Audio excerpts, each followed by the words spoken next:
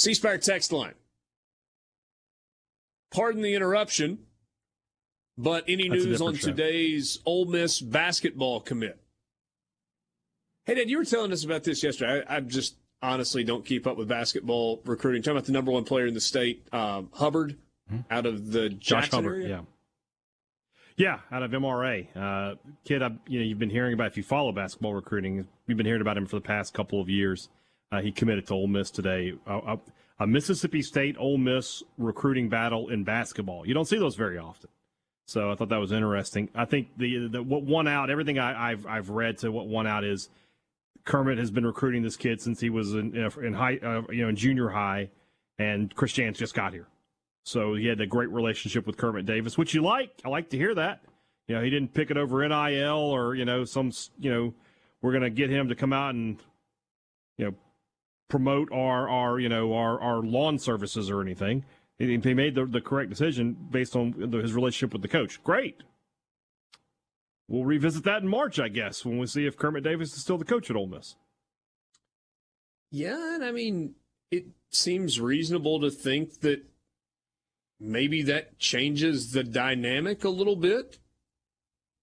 No. Or his future, possibly? I don't know. And he might just want to play at Ole Miss, and if that's the case, more power to him. Wish him the best. But if everything I read was correct, and that's the biggest determining factor, it makes you wonder what's going to happen if this season goes how I think the three of us think this season will go for Ole Miss. Well, I'll tell you, the non-conference schedule is going to really lock people into Ole Miss basketball before conference play comes.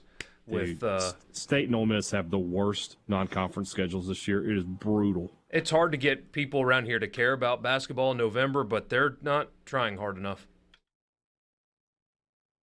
Yeah, it's awful. Not great. It's just awful. And I am sure it's more difficult than I am making it seem.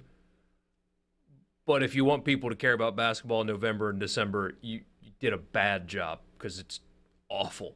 But recruiting has picked up. And like Haydad said, I don't know about this individual case. This individual case is not really what I'm talking about here. But in the NIL era, where people are talking about money, and most of the time it's lack thereof. We don't have enough money to do this, this, and this is a conversation I hear a lot. I have heard Ole Miss fans criticize basketball NIL efforts. Oh, it's a waste of time. Do it all for football and baseball. Basketball is a waste of time. Well, first of all, basketball is the second biggest money-making sport on your campus. But more importantly, because you are in basketball NIL, they are. The entire team, I think, is on some kind of a deal. Recruiting has picked up. Maybe it's just a coincidence. Correlation does not always mean causation, but the NIL efforts from Ole Miss people into basketball, I believe, are bearing fruit. It's not a waste of time because you can go sign. I think this is their third recent 4-star commit, depending on the service you look at. Yeah. It's not a waste of time because you can sign quality basketball players even at a very non-traditional power like Ole Miss, who has very little basketball history. If you invest, it will pay off, and you're seeing it. It is not a waste of time. C-Spire text line, honest question. Does basketball make more than State or Ole Miss baseball? Absolutely. Many times over. Yep. It does. Yeah. It does. Only because of television, but doesn't matter. Yeah,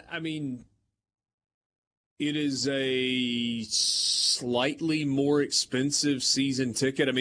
But you're right. It's because of the money that basketball generates as part of the television contract in the NCAA tournament. Baseball doesn't have that.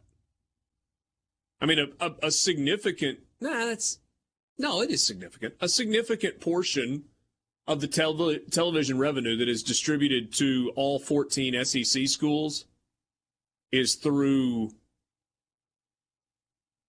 I didn't say that right. It's not the television revenue. It's the postseason revenue for basketball, right? So you get a credit for every NCAA tournament game played by a member of your conference. So you have 14 SEC teams.